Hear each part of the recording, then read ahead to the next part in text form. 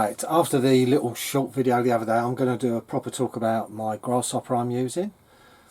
As you can see, it's just an ordinary white painted grasshopper, but it is not standard from start. It's got the 540 motor conversion, and it's got to start off with, its torque tune motor and running the 18 tooth pinion. That's the largest pinion you can fit in these, other than modifying the case. And in the brush class you can add parts, but if you go for a bigger pinion and you drill the case to fit a bigger pinion, is that modification? I would say yeah. So I've got it maximum geared for what I want. The ESC to start off with is the Tamiya old BK version. It's what it came with when these were come out first electronic-fied. So my first run is going to be this, and that's it. It's going to be run as is, and that'll give us our base speed with the standard wheels and tyres. And then the second run I will change the wheels and tyres and see what I get from there. Third run will be with the only fast motor I've got, and hopefully it produces enough power, and it's just a Raz 13 turn. That's the only one I've got. So I'm going to have to find from one of my other cars and borrow quickly. I'm not going to buy an ESC.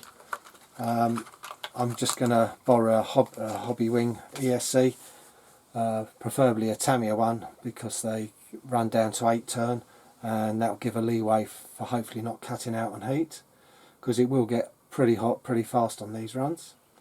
Especially with the gearing up on everything and the way it will gear up with the wheels and tyres.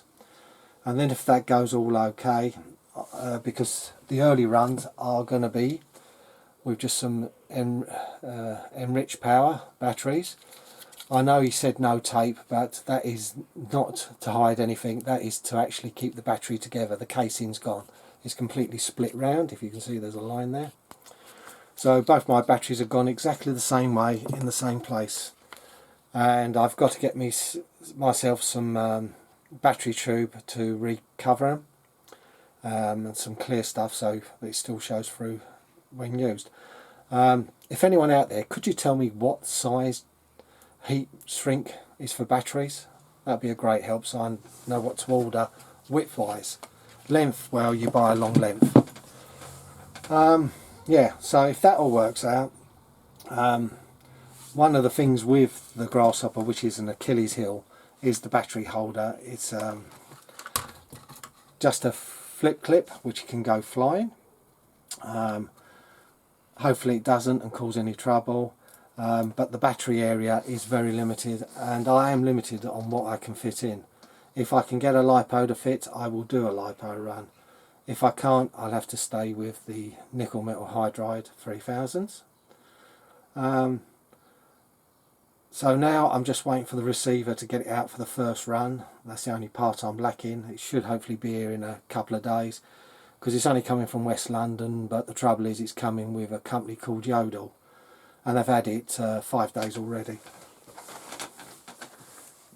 And that's to come sort of 60 miles. Bit of a joke, that is. Yeah, so that's it. The car, all I've done to it is grease the rear gearbox and repair the gearbox. The post in the lower section somehow snapped off, and I don't know how, but I've super glued it and used baking powder, so that's good enough. But I do have a spare casing which I can use on the car. So this will be all ready for its runs, and then we'll be putting the first ones up in July. Looking forward to it a lot. But I hope you like it, and thanks Phil for a good choice of chassis. This will be fun because it's going to be hard to control.